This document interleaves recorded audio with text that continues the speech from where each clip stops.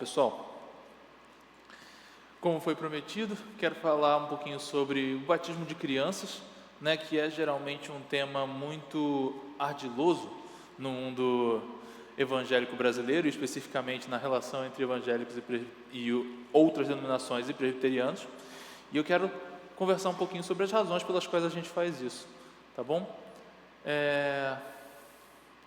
Para a gente iniciar, antes ainda da palavra pastoral, eu tenho que dizer que nós temos um material ali para ser pego, né? E aí, se vocês que chegaram aqui primeiro, alguém sentar perto de vocês, se avisar para a pessoa, por favor, que tem o material ali, para ela poder acompanhar comigo, porque eu, quando fiz os slides, alguns ficaram pequenos demais a letra e vai ser mais fácil de ler no material escrito, tá bom? Mas isso daí a gente consegue contornar exatamente com o material escrito, tá bom? Além disso, um aviso: esse material escrito no papel é autoral da equipe aqui da igreja e, portanto, ele está disponível para vocês. Também, para quem se interessar pelo tema, nós temos um livro ali do reverendo Paulo Anglada, que pode ser adquirido, tá bom? Junto com a Cris. Você vai poder entrar em contato com a Cris, secretária da igreja, para poder comprar esse material, tá bom? Isso posto, agora sim, uma palavra pastoral para a gente iniciar, porque uma coisa complexa é que ser uma igreja envolve alguns elementos. Entre esses elementos está o elemento de você receber alguém na comunidade. E então existe toda uma teologia, todo um estudo bíblico para tentar responder como nós recebemos alguém no seio da comunidade cristã. Como nós recebemos alguém como membro da nossa igreja e afirmamos que esse sujeito faz parte, portanto, do grupo dos crentes, dos cristãos. E obviamente que uma resposta muito natural é por meio de batismo. Possivelmente alguém vai dizer por meio de batismo e pública profissão de fé. E aí é que mora a grande encruzilhada da nossa conversa, já que nós vamos falar de batismo de criança. Em parte, obviamente, a segunda parte não dá para ser dita sobre esse batismo, né? Não há profissão de fé nesse caso, pelo menos não a princípio. Mas nós vamos conversar um pouquinho sobre isso, e eu sei que justamente por essa divisão que existe no Brasil entre aqueles que batizam seus filhos e aqueles que não os batizam até a idade adulta ou até a idade da razão, há uma espécie de paixão que a gente tem em defender esta ou aquela posição. Então eu queria começar falando com vocês que, como você pode ver, justamente porque é um meio para ingresso na igreja, é um tema importante. Eu não posso dizer para vocês, isso é uma coisa completamente colateral, sem importância, não faz diferença nenhuma. Não é. É importante. Mas ao mesmo tempo que é importante, não define a nossa irmandade em Cristo. Então eu espero que, se ao final dessa aula você discordar de tudo que eu disse, isso não desfaça os laços de irmandade que nós temos, assim como, por outro lado, se você concordar com o que eu disse e tiver muitos amigos que discordam, isso também não desfaça os laços com eles. Parece bobo, mas eu acho realmente importante dizer isso, porque geralmente dá problema.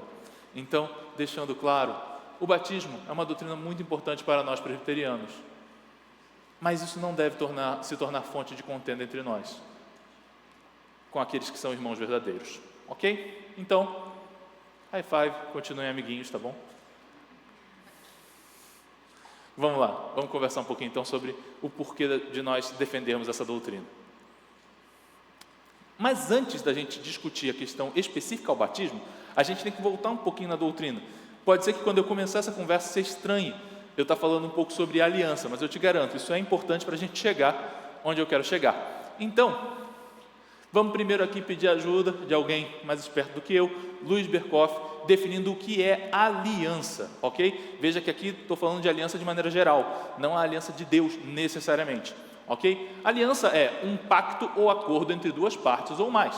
Um acordo a que as partes que podem encontrar um terreno básico de igualdade chegam voluntariamente, depois de uma cuidadosa estipulação de seus deveres e privilégios mútuos. Então nota, a aliança é um esquema de relação entre dois indivíduos. Eles se relacionam entre si e esse relacionamento vai demandar uma aliança, ou seja, um conjunto de coisas que estão estipuladas. Existe um conjunto de coisas que a esposa espera que o marido faça. Existe um conjunto de coisas que o marido espera que a esposa faça.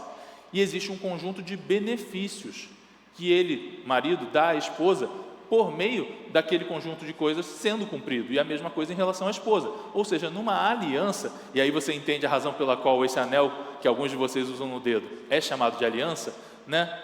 Numa aliança existe um conjunto de obrigações e privilégios entre as partes que justamente demarcam como é que essa relação vai acontecer. Nós temos, por exemplo, a relação entre patrão e funcionário, entre o atendente e o cliente, entre o irmão e a irmã, entre a filha e a mãe, entre o marido e a mulher, e a mais importante de todas, entre Deus e o homem. Ora, como eu falei antes, se ela demarca os elementos para duas pessoas se relacionarem, na prática a gente vai perceber que Deus não tinha a obrigação de se relacionar conosco, mas ao se relacionar conosco, quando Ele decidiu se relacionar conosco, isso faz com que Ele se relacione por meio de uma aliança.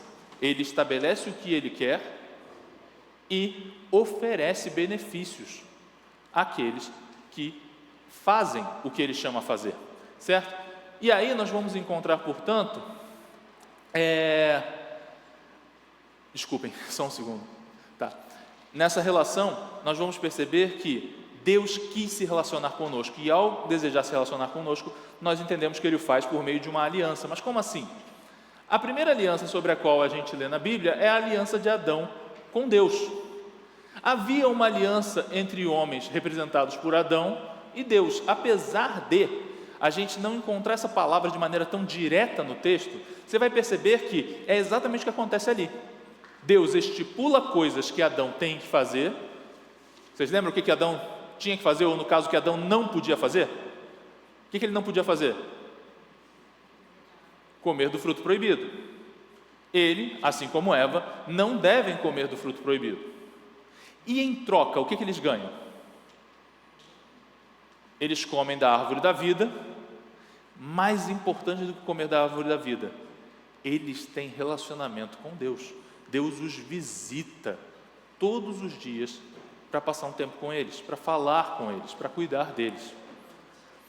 Nota então que ficam claros os elementos da aliança ali, ainda que não tenha tido um momento em que Deus disse: agora estou fazendo uma aliança com você, Adão. Mas existem os elementos ali. E aí a gente vai notar que Adão falhou, né? Tanto Adão quanto Eva comeram do fruto proibido, portanto eles quebraram a aliança que tinham com Deus.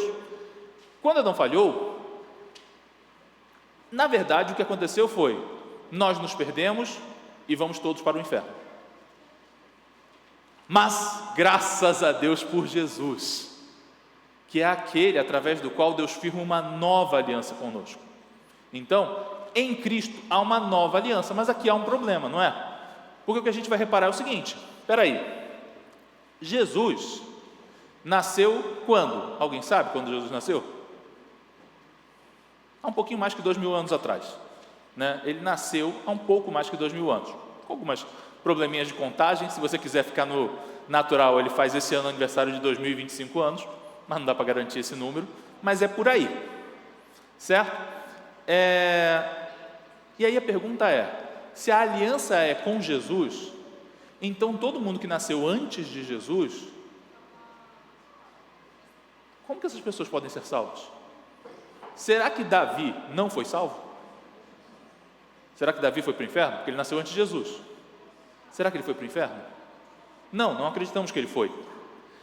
E justamente aí a gente vai dizer então, como as pessoas no Antigo Testamento eram salvas. E alguns vão levantar respostas como: elas eram salvas talvez através de boas obras. Se elas sim fizessem boas obras, seriam salvas. Depois de Jesus, aí sim você passou a ser salvo pela graça. Mas antes de Jesus, as pessoas não eram salvas pela graça, eram salvas pelas boas obras. Mas aí a resposta é: mas então com certeza foram para o inferno, porque são descendentes de Adão, e quando Adão caiu, todos caíram com Adão.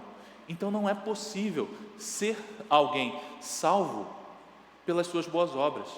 Então, respondendo de maneira bem clara à pergunta, Davi, Abraão, Daniel e qualquer personagem que você goste no Antigo Testamento, pelo menos que você goste e que de fato fosse crente, né? Foi salvo por Jesus. O sacrifício de Jesus o salvou, mesmo que tenha acontecido depois. Certo? Isso estabelecido, então a gente vai perceber um detalhe, que é: só existe uma aliança depois da aliança de Adão ter dado errado. Tudo o que a gente vê acontecendo em toda a Bíblia é parte da mesma aliança, a aliança através da qual Jesus salva os seres humanos. Não há outra, não existem duas, não existem três, não existem quatro. Ainda que nós vejamos algumas renovações dessa aliança ao longo da Escritura, todas elas são a mesma aliança. E, portanto, é a aliança de Jesus que salva. Mas o que tem isso a ver com o nosso problema em relação ao batismo? Já vou dizer, mas antes, aqueles que assistem a minha aula ali naquela sala, onde ela geralmente acontece, sabem que eu tenho um momento de perguntas, só que eu estava muito preocupado de nós termos gente demais e eu não consegui dar todo o conteúdo que eu tenho por causa das perguntas. Então eu fiz o seguinte, eu tentei prever as suas perguntas. Se a sua pergunta não entrar aqui, você pode me procurar depois e conversar. Se você continuar com dúvidas, você pode marcar um café comigo ou com qualquer um dos pastores e a gente conversa um pouco melhor sobre o tema, tá bom? Mas eu coloquei um momentinho de perguntas para a gente tentar responder as suas perguntas. Só um minutinho. Agora foi. Nunca se diz em Gênesis que havia um acordo entre Adão e Deus, correto? Sim, isso não é dito, porém a maneira como tudo ocorre indica uma aliança. Além disso, temos a menção dessa aliança em Oséias 6,7. Então, se você quiser um texto bíblico, você diz assim, não, sem texto bíblico eu não acredito, você pode olhar Oséias 6,7, que fala para nós que de fato Adão tinha uma aliança. Ok? Está mencionada no texto que vocês têm aí impresso, tá bom? Eu coloco aí o versículo e o texto escrito. Jesus fala de uma nova aliança. Como dizer que é a mesma aliança? Jesus, quando institui a ceia, diz que está instituindo uma nova aliança. Como então a gente diz que se trata de uma só aliança? O termo que Jesus usa ao se referir a uma nova aliança não é o grego neo, que seria algo completamente novo, mas aquele que usa-se para novos céus e nova terra, que é kainos, ou seja, algo que apesar de renovado, vem do que já havia. Quando a gente fala de novos céus e nova terra, você não imagina que os novos céus e nova terra sejam simplesmente algo completamente diferente do que havia antes. A gente imagina que eles sejam a versão renovada, a versão sem pecado do que era o céu e a terra. Da mesma maneira, portanto, quando Jesus fala de uma nova aliança, ele não está falando que a aliança é completamente nova, diferente de tudo que havia antes, mas ele está dizendo que é uma aliança renovada. E por que renovada? Porque os elementos que a gente encontrava antes eram de pessoas que acreditavam no Jesus que viria, ou no Messias que estava por vir. Mas quando Jesus veio, e quando ele efetivamente instituiu a ceia e morreu pouco depois, e depois ressuscitou, ele estava demandando que aqueles que creem nele não mais crescem que ele ia vir, mas crescem que ele de fato veio, morreu e ressuscitou. E aí sim crescem que ele viria, num retorno glorioso. Correto? Então, há uma renovação, porque há um elemento novo sendo apresentado na aliança, mas não deixou de ser a mesma aliança. Ok, tranquilo isso, né? É fácil. Com grego a gente entende tudo, certo? Brincando. Mas vamos lá. Características da aliança. Se nós dizemos que na Bíblia há apenas duas alianças, o legal é perceber que essa aliança ela vai acontecendo e você vai encontrando os ecos entre uma ponta e outra, ou seja, aquilo que havia antes de Cristo e aquilo que há depois de Cristo. Na verdade, se você quiser, a gente encontra até os ecos na aliança de Adão. Mas antes, vamos ver aqui, ó, uma cerimônia onde elementos que mostram que essas alianças são as mesmas, tá? Uma cerimônia onde alimentos ganham um sentido memorial e espiritual. A gente tem isso em Êxodo 12, quando a gente está falando da instituição da Páscoa. Ali, os alimentos estão ganhando um sentido tanto memorial quanto espiritual. Por que memorial? Porque o judeu vai comer aquilo ali dizendo, lembra-te que você foi escravo no Egito. Mas isso vale para o primeiro judeu que come aquilo ali. Os primeiros judeus que comem da Páscoa, de fato, podem olhar e dizer, lembra-te de quando você foi escravo no Egito. Mas para pensar no judeu que nasceu 200 anos depois dos eventos da Páscoa. Para pensar naqueles judeus do tempo do rei Ezequias, que a gente lê no livro de Reis, que comemorou uma Páscoa muito especial. Ou o rei Josias, que também comemorou uma Páscoa especial. Essas pessoas não estavam lá quando a Páscoa aconteceu, mas eles estão comendo debaixo da lembrança. Qual lembrança? Lembra-te de que eras escravo no Egito. Ou seja, espiritualmente, eles estão se sentindo tão libertos quanto aquelas pessoas que efetivamente foram libertas de Faraó. Desse modo, a gente vai notar que existe, portanto, esse elemento presente do alimento como uma conexão. E aí, se você quiser, a conexão, onde é que ela está? Ela está no que a gente vai fazer hoje. Nós vamos ter o nosso momento de Santa Ceia hoje. E justamente ali nós percebemos que os alimentos, mais uma vez, ganham tanto uma carga para nós lembrarmos, quanto, mais importante, um poder espiritual para que nós afirmemos: nós estamos comendo e bebendo de Jesus Cristo. Embora nós não estejamos com aquelas pessoas que estavam com Ele quando Ele instituiu a ceia pela primeira vez. Ok? E aí, se você está se perguntando onde é que eu ligo isso, inclusive com Adão, a gente falou agora há pouco. Adão fazia o que na aliança dele? Ele também comia da árvore da vida. Mas enfim, o fato de acontecer por meio da fé. Se você olhar Gênesis 15:6, você vai notar que ali diz: Abraão creu em Deus e isso lhe foi imputado por justiça. De modo que não é uma coisa do Novo Testamento que a gente creia para ser salvo, mas todos os salvos creram. É só crendo que se pode obter salvação. E portanto Abraão foi salvo porque creu, Daniel foi salvo porque creu, Davi foi salvo porque creu, e Paulo foi salvo porque creu. E se você quiser pensar numa pessoa da mais querida que você conhece, que já se foi salva porque creu. É crer que salva. Isso está presente na aliança ao longo de toda a sua história, não apenas no Novo Testamento. Ainda, a promessa do restauro da presença de Deus entre os homens. É prometido que Deus voltará a habitar no meio dos homens, como era antes, quando Ele visitava Adão e Eva todos os dias. O que é prometido por meio da aliança é: Deus vai voltar a estar no meio de vocês. E de fato, nós vamos percebendo isso acontecendo paulatinamente no Antigo Testamento. É por isso que do tabernáculo por isso que Moisés então ordena a construção de um tabernáculo para que Deus habite no meio do seu povo. Posteriormente, nós sabemos que no Pentecostes o Espírito veio sobre o povo de Deus. E de fato, portanto, Deus de diferentes maneiras vai revelando que vai habitar no meio do seu povo, até que nós encontremos em Apocalipse a afirmação de que Ele habitará no meio deles e não haverá sol, porque o brilho do Senhor será suficiente para iluminar tudo. Nota então que isso está sempre presente na aliança de Deus. E ainda, se você quiser mais alguns elementos que se comparam, você pode olhar aí no seu material, que eu também cito mais alguns que a gente percebe que fazem parte de toda a história da aliança. Diante de tantas similaridades, um outro aspecto presente na aliança do Antigo Testamento e que a gente vai encontrar no Novo Testamento é que as pessoas são convidadas a se unir à comunidade de fé através de uma cerimônia que era feita com um menino hebreu no seu 8º dia. Que cerimônia era essa? A circuncisão.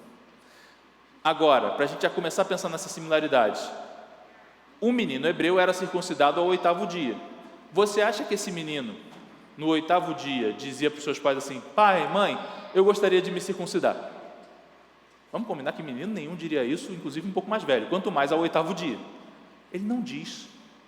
Ele é circuncidado porque os pais entendem que, por ele ter nascido numa família hebreia, numa família judia, ele deve ser parte da aliança, mesmo que ele ainda não tenha dito nada sobre o desejo de ficar nela ou não. E ainda, na própria Escritura, nós vamos encontrar a observação: olha, tem alguns em Israel que nem são de Israel, no sentido de, eles passaram pela cerimônia, eles foram circuncidados, eles iam ao templo, mas eles de fato não vivem, não querem viver como salvos.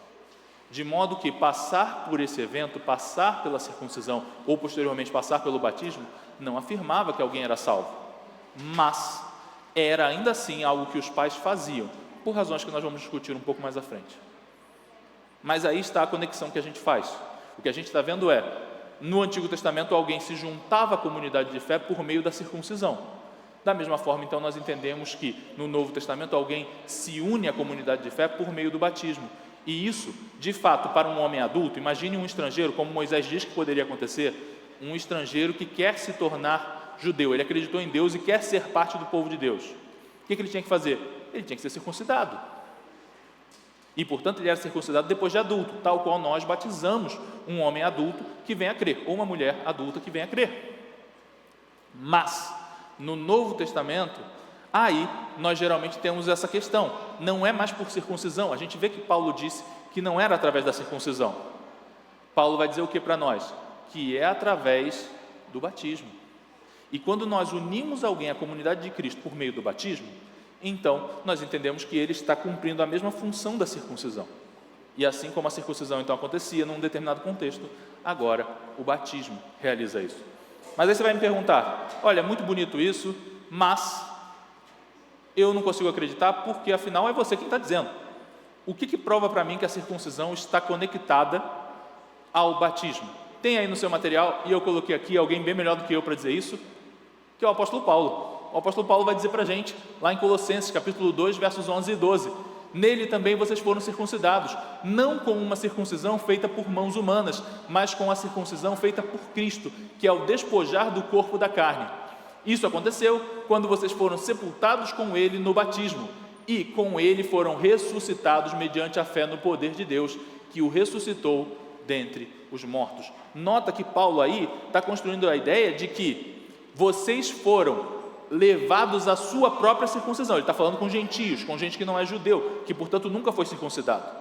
Vocês passaram pela sua circuncisão, não através de uma circuncisão na carne, mas através do batismo, que para vocês foi a circuncisão, porque vocês foram sepultados com Cristo e ressurretos nele, através do batismo, que é a circuncisão, portanto, de vocês. Vocês não judeus, vocês que não fazem parte do povo original, vocês se unem ao povo de Deus através do batismo. Então, Paulo faz essa conexão para a gente. De fato, circuncisão e batismo cumpriam ambos, cada um essa função antes e depois de Cristo. Justamente por isso, então, a gente entende que existe essa conexão entre circuncisão e batismo. Ok? Algumas perguntinhas que surgem disso. Por que deveríamos manter uma prática do Antigo Testamento como a de não dar liberdade de escolha às crianças? Porque Deus não disse para retirarmos elas. Então elas permanecem como estavam no Antigo Testamento. Você pode conferir o texto, a frase que eu coloquei de B.B. Warfield no seu material depois, e você vai ver que ele observa exatamente isso. Deus nunca disse, a partir de agora não quero mais que as crianças façam parte da aliança. Se ele não disse para tirá-las, então elas não saem, elas permanecem. E portanto, se as crianças eram unidas à aliança através da circuncisão no Antigo Testamento, agora também no Novo, elas são unidas através do batismo. E é por isso que nós batizamos os nossos filhos, porque Deus não mandou tirar as crianças, elas continuam fazendo parte, portanto, da aliança, através da nova circuncisão, que é o batismo. O batismo é um meio de salvação? Resposta: não. A Escritura nos ensina que a salvação vem através de Cristo e para aqueles que o recebem em arrependimento e fé.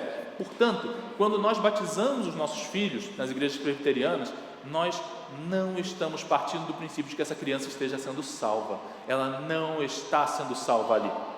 O que está acontecendo ali é uma afirmação de que esta criança nasceu, graças a Deus, numa família que vai ensiná-la a palavra de Deus, para que então no futuro ela possa de fato tomar a decisão por ela mesma de professar fé em Cristo. Aqueles que não são presbiterianos de berço talvez nunca tenham visto, mas acontece nas igrejas presbiterianas o que nós chamamos de uma cerimônia de pública profissão de fé, que vem a ser o ato de uma criança, ou melhor, alguém que na infância foi batizado, agora declarando que crê por ele mesmo. Quando ele foi batizado com base na fé dos pais, mas agora ele está dizendo: eu creio por mim mesmo e quero afirmar que tenho arrependimento e fé em Cristo para a salvação. É nessa cerimônia que nós entendemos que ele está afirmando aquilo que é necessário para efetivamente ser salvo. Portanto, a gente não está acreditando que o ato de batizar salve aquela criança, mas ela de fato é salva quando ela, de fato, na sua relação com Deus, tiver marcas de verdadeiro arrependimento e fé. Ok? Vamos pensar um pouquinho na história, para a gente poder visualizar como é que essa doutrina se desenvolveu na história da igreja, certo? Primeiramente, na Escritura nós encontramos algumas passagens que no mínimo deixam a gente com um pé atrás. Já deixando claro, e você vai encontrar um pouco mais sobre isso no livro do reverendo Paulo Anglada, se você desejar lê-lo, você vai perceber que nós não temos um texto que diretamente diz para nós que as crianças devem ser batizadas. Se esse texto dissesse tão diretamente assim, não haveria discussão. Mas o que nós temos? Primeiramente, nós temos Pedro, quando está pregando durante o dia de Pentecostes, ele vai dizer que esta promessa é para aqueles que o ouviam e para os estrangeiros em todo o mundo. Mas espera, ele fala de uma terceira categoria. Ele fala de quem estava ouvindo e dos estrangeiros pelo mundo. Mas no meio dessas duas ele diz: para vossos filhos. Ou seja, Pedro diz que a promessa, aquilo que está sendo dado a eles naquele dia, não é apenas para quem está ouvindo ou para as pessoas que vão se converter pelo mundo inteiro, mas é também para os filhos dos convertidos. Eles também são atingidos pela promessa maravilhosa que Deus está trazendo ao mundo através da ação do Espírito no Pentecostes. Além disso, nós temos diferentes textos bíblicos que falam sobre indivíduos que creram e não apenas eles foram batizados, mas toda a sua família. Geralmente a palavra usada ali é casa, que dá a entender todos que faziam parte de um núcleo familiar. E aí você há de concordar comigo que talvez, se você retroagir um pouco a sua história familiar, você vai perceber que talvez você seja filho único, talvez você seja filho com apenas um irmão, com 2 irmãos, quiçá com muito esforço com 3 irmãos, são 4 filhos na sua família, né? Mas se você for aos seus avós e aos seus bisavós, você vai descobrir pessoas que tinham 10, 12, 15 filhos. O que a gente vai perceber aí? Que o comum na história humana era se ter muitos filhos. Hoje nós temos menos, mas no passado tinha-se muitos. E aí é importante entender a palavra casa ali, porque a palavra casa dá a entender que todas as pessoas da família foram batizadas, inclusive todos que estavam debaixo daquela casa. Ou seja, não eram apenas as pessoas da família no sentido que a gente usa hoje, mas os empregados, quem trabalhava para aquela família, quem realizava algum tipo de serviço que estava conectado àquela família, também compunha. Servos, escravos, todos fazem parte de uma família, de uma casa, nesse contexto. Agora, nessas famílias onde se tinha muitos filhos, você há de concordar comigo que é bem provável que tivesse um bebê, que tivesse um garotinho de 2 anos, que tivesse uma menininha de 4 anos. É bem provável. Da mesma forma, talvez numa família só você possa dizer para mim: olha, tá, pode ser, mas não é obrigatório, concordo. Mas a gente não está falando só da família do pai da família, estamos falando da família de todas as pessoas que moram ou que de alguma maneira servem naquela casa. E portanto, todas essas pessoas que estão sendo mencionadas, sendo batizadas com sua casa, precisariam não ter nenhuma criança na família para que a afirmação faça sentido, porque senão, ali provavelmente foram batizadas crianças. Certo? E todos esses textos que estão ali e que estão no material de vocês podem olhar depois, vão mencionar esse conceito então de a casa sendo batizada. 2 especiais que eu gosto de chamar a atenção. Nós temos isso, por exemplo, no texto que fala sobre Lídia. O texto nos conta que Lídia creu na palavra do apóstolo e de Silas. Mas ao crer, qual é a resposta do texto? E então a sua casa se aproximou do apóstolo. Isso não se aplica só a Lídia, mas se aplica a toda a família dela. Da mesma maneira, o carcereiro ouve de Paulo que, lembra do carcereiro de Filipos, que estava lá guardando a prisão, acontece um terremoto, se abrem as celas e ele pensa, todo mundo fugiu. Paulo diz, não, nós estamos aqui. Ele então se ajoelha e diz, que devo fazer para ser salvo? E Paulo lhe responde, crê no Senhor Jesus e será salvo tu e tua casa. Ou seja, a promessa atinge a casa, ela não é só dele. E finalmente, nós vamos encontrar Paulo escrevendo aos Coríntios, lá no capítulo 7, verso 14 da primeira carta, que os filhos dos crentes são santificados por terem pelo menos um pai crente.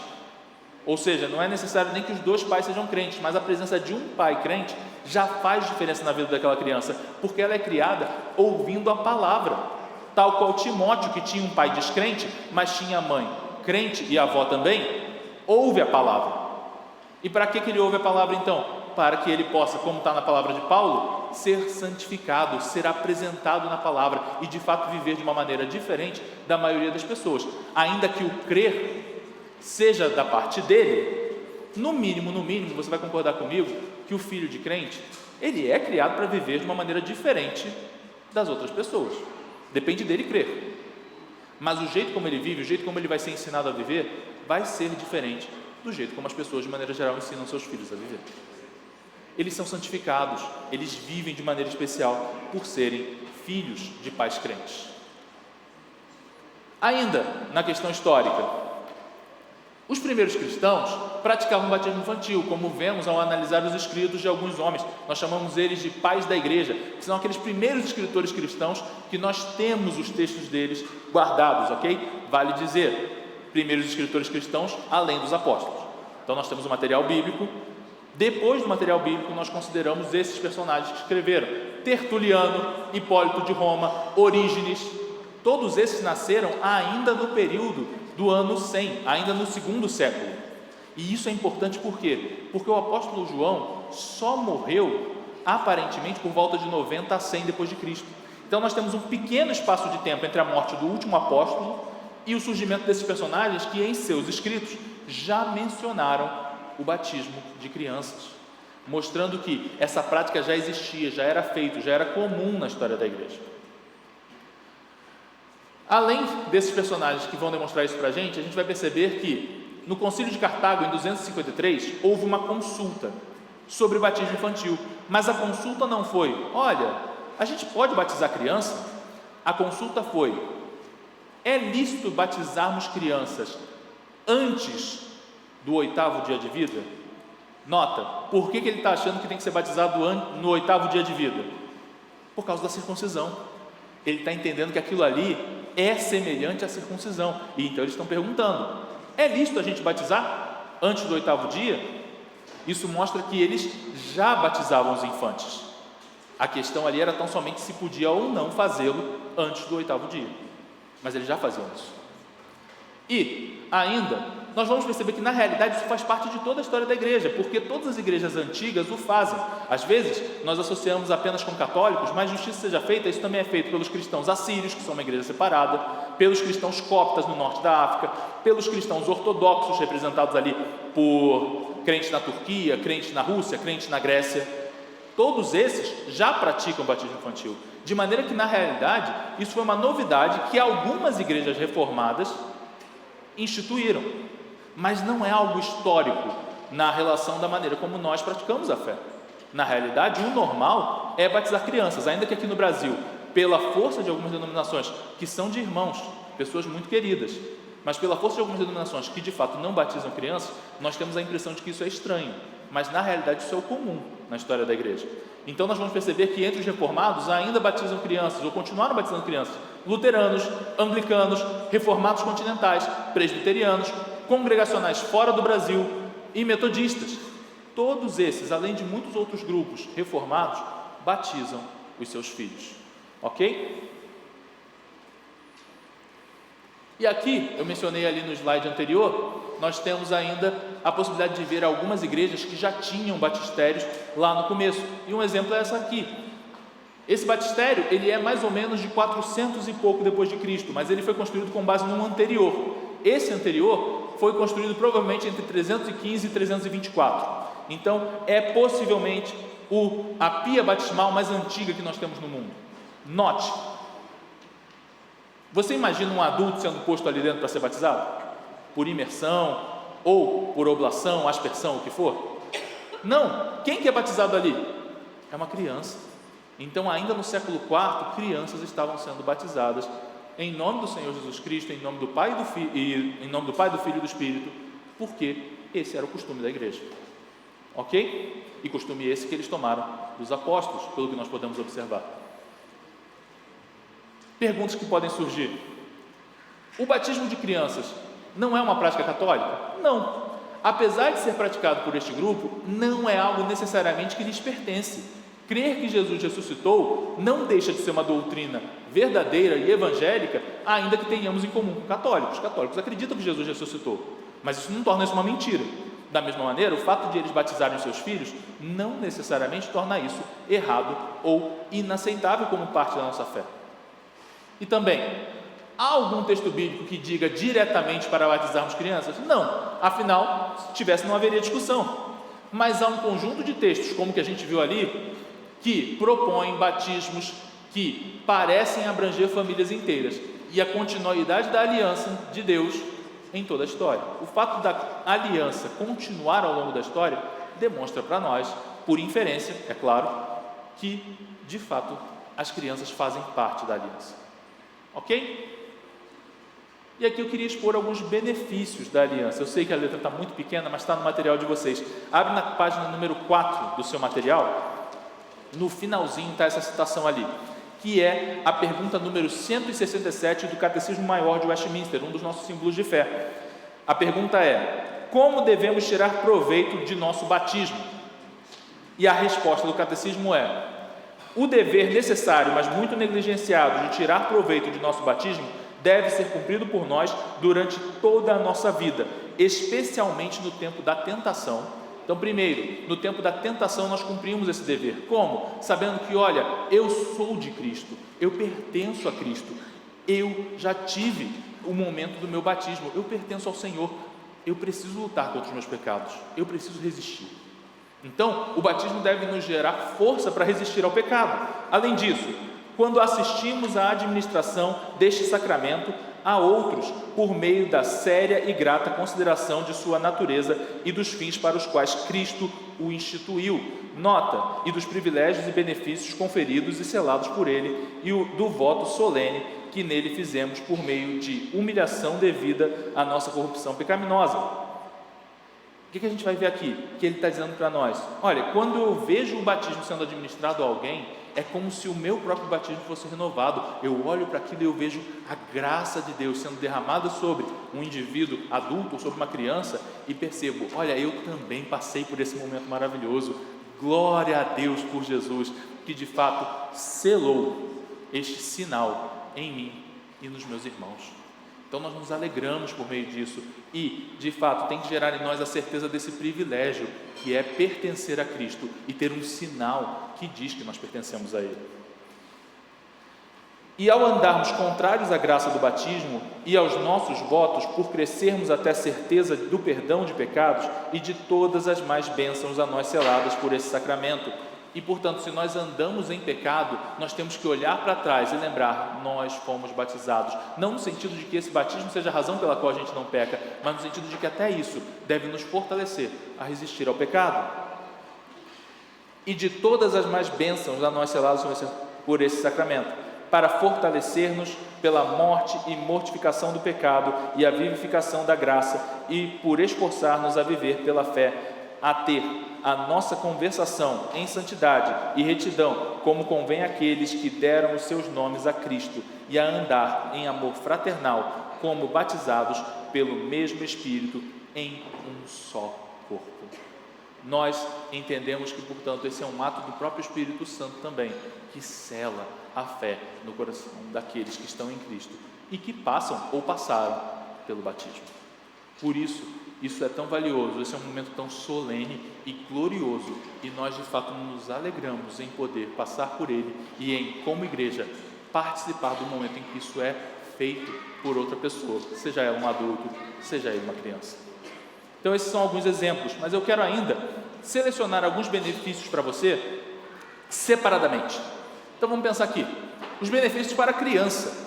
Quais são os benefícios para a criança batizada? E aqui um esclarecimento, se não ficou claro quando eu falei antes, digo de novo: o batismo não salva o bebê. Nós não acreditamos que ao batizar o nosso filho, ele está recebendo a salvação, ok? Mas então, o que o batismo gera de útil para essa criança? Primeiro, ela recebe um título. Nós intitulamos os nossos filhos como filhos da promessa ou filhos da aliança. E eu quero chamar a sua atenção para essas palavras: filhos da promessa ou filhos da aliança. O que é ser um filho da promessa? Veja bem, se nós entendemos que nós recebemos promessas de Deus, nós também entendemos que os nossos filhos são criados dentro dessas promessas. Nós oferecemos as promessas de Deus aos nossos filhos, nós ensinamos tais promessas a eles. Ou seja, nascer numa família de crentes significa que você vai ter, ao longo de toda a sua vida, um contato com a fé e um contato com todas as promessas feitas por Deus. Não é à toa que Teodoro de Beza vai dizer para nós que, olha, eles são filhos da promessa que Deus fez ao dizer: eu serei o vosso Deus e de sua semente ou de seus descendentes. Ou seja, ele está dizendo: os descendentes também são apresentados à promessa e muitas vezes também creem para fazer parte deste grupo e deixar de ser apenas filhos da promessa para se tornar crentes na promessa. Da mesma forma, nós também chamamos os nossos filhos de filhos da aliança, porque nós mesmos temos uma aliança com Deus. Assim como nós falamos tanto sobre a aliança, através de Cristo, nós estamos em aliança com Deus. E quando nós estamos em aliança com Deus, significa que os nossos filhos nascem dentro de uma casa onde a aliança existe. E espera-se, portanto, que ele veja, por exemplo, pessoas que se arrependem dos seus pecados. Se espera, portanto, que nós, de fato, ofereçamos ao nosso filho uma casa onde ele tem contato com a aliança todos os dias. Por isso eles são filhos da promessa e filhos da aliança. E há um lembrete e uma promessa quanto ao fato de que a criança nasceu numa família que conhece a Cristo, e isso é bênção de Deus.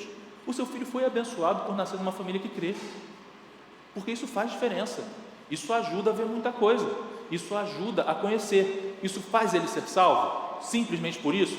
Não, mas também é uma bênção nascer numa casa onde você desde pequeno pode conhecer a palavra de Deus. Em nossas igrejas, nós também chamamos as crianças de membros não comungantes.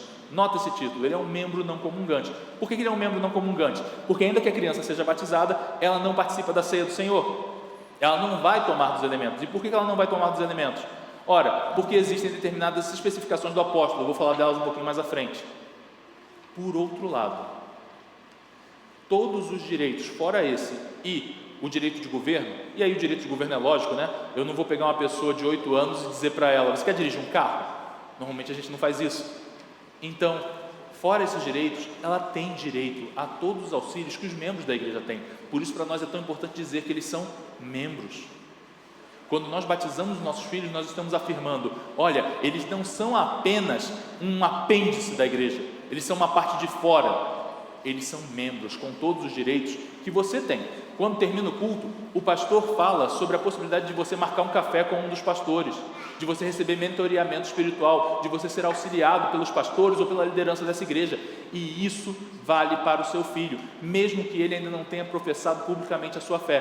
Por quê? Porque ele é membro como filho de um crente, e ele recebe todos os benefícios, à exceção daqueles dois que eu mencionei, através do fato de que ele é membro do corpo de Cristo.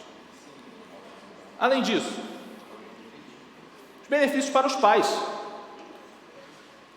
O que acontece ali é um compromisso solene. Você vai concordar comigo que quando duas pessoas se casam, elas fazem promessas uma à outra, correto?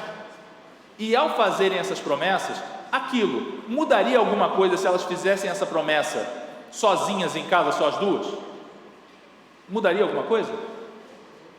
Muda, em parte. Por quê? Porque existe toda uma solenidade que vai marcar você pelo resto da sua vida. Você foi marcado, você percebe que aquilo ali é de fato um ponto divisor na sua vida. Se você simplesmente fizesse promessas dentro de um quarto, sozinho, com a sua esposa ou com o seu marido, você não teria esse tipo de efeito. Mas quando você está reunido diante dos seus parentes e dos seus amigos, seus irmãos, e então você faz as promessas que tem de fazer, você efetivamente está dizendo, eu quero que todos vocês saibam, eu estou num ponto de encruzilhada da minha vida. Era uma coisa antes e agora é outra. Quando os pais fazem promessas no dia do batismo de seus filhos, eles estão dizendo, olha, a partir daqui, ou ainda mais agora, eu me comprometo a fazer a diferença na vida do meu filho, a de fato mostrar para ele um cristão verdadeiro, para que ele venha a crer. Então, é um compromisso solene dos pais. Além disso, é um pedido de bênção a Deus. Criar filhos é uma tarefa terrível de difícil, maravilhosa, é uma bênção, mas é muito difícil. Eu estou começando a me aventurar nessa questão, e eu sei que todos aqueles que são pais sabem que entraram por um caminho muito difícil, embora maravilhoso. E o que a gente vai perceber é, quando nós levamos os nossos filhos ao batismo, nós também estamos pedindo, Senhor, ajuda-me, porque eu não consigo, eu não vou conseguir realizar bem essa tarefa, eu preciso da sua ajuda, Senhor. Além disso, os pais se comprometem mais com Cristo e com os seus deveres, porque eles precisam ser chamados à santidade para cumprir as promessas que eles fizeram diante do pastor e diante da comunidade e diante de Deus. E por último, eles estão pedindo ajuda à comunidade, e isso nos prepara para os benefícios da comunidade. a comunidade está sendo chamada a ajudar. Então, você pede ajuda a Deus, e num sentido, digamos assim, que embora Deus certamente nos ajude, é óbvio que esse auxílio é um auxílio que você não vai ver literalmente na sua frente, mas onde você vai ver o auxílio de Deus? Através da comunidade que Deus te deu para adorar junto com você, e a comunidade é chamada a servir junto com você. Tim Keller coloca isso de uma maneira muito boa, e também está no material de vocês, na página de número 4. Ele diz assim: no batismo, os pais fazem juramentos que implicam obrigações dentro de uma aliança. Prometemos crescer na graça a fim de atrair nossos filhos, não para nós, mas para nosso Salvador e Senhor. Prometemos educar a criança não em isolamento, mas no meio de uma comunidade de fé, cujos membros são unidos por promessas feitas a Deus e uns aos outros. Nós, portanto, fazemos promessas diante da comunidade e nós esperamos que Deus nos dê graça para que, através da bênção dele, nós possamos, de fato, criar dentro da paz e da mensagem do Senhor aos nossos filhos. E, finalmente, nós temos benefícios para a igreja. A igreja também assume um compromisso. Quando os pais fazem as promessas que fazem, a igreja também está prometendo que vai participar da criação daquela criança, porque aquela criança, como eu falei ainda agora para vocês, é membro. Ela é membro da comunidade, e assim como todas as células do meu corpo são responsáveis pelo meu braço, mesmo que elas estejam muito longe do meu braço, assim também todos os membros da comunidade são responsáveis por aquele pequeno membro que acabou de se juntar a nós. A igreja, portanto, renova a sua fé, justamente como eu falei, que quando nós vemos o batismo, nós somos abençoados ao vê-lo acontecer, lembrando do nosso próprio e vendo que o tempo todo Deus está renovando o grupo dos crentes. É por isso que a igreja não acabou depois que os apóstolos morreram, porque Deus está renovando, trazendo uma nova geração a ser também parte daqueles que creem. E ainda, a igreja serve a Deus. E aqui eu menciono uma história que a mim marca muito sobre isso. Certa ocasião, uma mulher que tinha muitos filhos e era mãe solteira, 7 filhos, mãe solteira, morreu. Ela tinha se tornado membro da igreja havia cerca de 1 ano. Então ela, com muitas dificuldades para cuidar dos filhos, de repente se tornou membro da igreja. E assim ela começou a endireitar a vida, ajustou a casa, ajustou a vida dos filhos, começou a levar os filhos para a igreja. Era uma alegria para a igreja ter aquelas 7 crianças. Mas aquela mulher morreu. A filha mais velha dela tinha 13 anos. E naquela época não era comum nós esperarmos que o conselho tutelar oferecesse ajuda ou fizesse alguma coisa por essa família. De maneira que a SAF daquela igreja, o grupo de mulheres daquela igreja, se juntou e tomou uma decisão: olha, nós temos uma obrigação para com essa família, porque elas são filhas da aliança, elas fazem parte da nossa igreja, são membros não comungantes da nossa igreja, essas crianças importam e nós temos que fazer a diferença. E então, todas as noites, uma daquelas mulheres do grupo de mulheres daquela igreja subia até o lugar onde aquela mulher morava e passava a noite com aquelas crianças. E foi assim durante 5 anos, porque essa foi a decisão de cuidar e proteger aquelas crianças, porque eram membros da comunidade. E ao longo desse tempo preparando a moça para cuidar dos irmãos, depois de 5 anos, quando ela de fato se tornou adulta e passou a ser de fato responsável pelos irmãos, como aconteceu ali posteriormente. E tudo isso por quê? Porque havia um entendimento de que aquelas crianças eram de fato membros da igreja, ok? E que a igreja tem um dever de servir cuidando, mesmo dos menores entre os seus membros. Perguntas que podem aparecer: não é incoerente batizar as crianças e não lhes permitir participar da ceia? Não, porque Paulo nesse caso deu uma diretriz. Ele disse: olha, deve comer e beber aquele que pode discernir o corpo. Portanto, enquanto a criança não faz pública profissão de fé, nós entendemos que ela ainda não é capaz de discernir o corpo, por isso ela não participa da ceia. E ainda, já que vamos batizar, podemos convidar padrinhos para nossos filhos? As igrejas presbiterianas defendem que a comunidade é quem apadrinha, então não convidamos padrinhos, porque toda a comunidade se compromete. Como no exemplo que eu dei há pouco, a comunidade se compromete a cuidar da criança, e é por essa razão que não trazemos padrinhos à frente. Os pais participam do batismo do filho, não vem padrinhos, porque nós estamos dizendo: olha, todos vocês são padrinhos dessa criança que acabou de nascer. Para fechar, gente, eu queria falar algo que eu acho muito bonito, essa declaração numa carta do pastor presbiteriano Samuel Rutherford. Está na última página do material, é a última coisa escrita, fora as notas de rodapé. Diz assim, só explicando, ele está falando sobre uma mocinha que ele teve a oportunidade de encontrar e ele conhecia os pais. E aquela mocinha, portanto, é uma criança, mas já está um pouquinho crescidinha. Ela passou por um batismo na infância. E ele não parte do princípio de que ela seja salva, mas ao mesmo tempo ele visualiza o cuidado dos pais na vida dela. Vamos ver como ele escreve? Ele diz assim: tenho boas esperanças de que a semente de Deus esteja nela, como em alguém nascido de Deus, e a semente de Deus virá para a colheita de Deus. É nesse espírito que nós batizamos os nossos filhos, orando a Deus para que a semente de Deus de fato seja plantada naquele coraçãozinho, para que então no tempo certo Deus venha para colher. Tenho a promessa dela de que ela será de Cristo, pois eu lhe disse que ela pode prometer muito em seu digno nome, pois ele se torna um aviso para seu pai, para todos aqueles que resolvem e prometem servi-lo. Nota, nós chamamos os filhos dos crentes de filhos da promessa, mas agora essa mocinha já está sendo capaz de fazer promessas por ela mesma. Ela crê por si mesma e pode de fato prometer que quer ser de Cristo. E ele completa: eu lembrarei dela em oração a Deus. Nota, ele não é pai nem mãe dessa criança, mas ele ora por ela, porque ela importa, ela é membro da comunidade. Confio que você a irá familiarizar com boas companhias e será diligente em saber com quem ela gosta de andar. Ainda é importante, ela é uma criança, ela ainda é pequena e, portanto, cabe aos pais ainda certos cuidados, embora ela esteja começando a demonstrar que ela pode crer por ela mesma. Mas os pais continuam cuidando dela, porque ela ainda não é adulta. E por último, lembre-se de Sião e de suas promessas. Que quando nós cuidarmos dos nossos filhos e estivermos de fato ensinando a fé em Cristo para eles, que nós de fato nos momentos de dificuldade, nos dias em que você não souber o que fazer, que você possa se lembrar de tudo o que o Senhor prometeu. Se lembrar que o reino de Deus, graças ao Senhor, é um lugar onde você habita. E que, portanto, tudo aquilo que Deus oferece está nas suas mãos, por meio de bênçãos que vêm pela sua graciosa ação. E assim, Ele te fortalecerá para cuidar dos seus filhos. Amém? Vamos orar? Senhor, Tu és verdadeiramente o nosso tesouro. Senhor, e como poderíamos viver sem compartilhar tesouro tão maravilhoso, inefável, com os nossos filhos?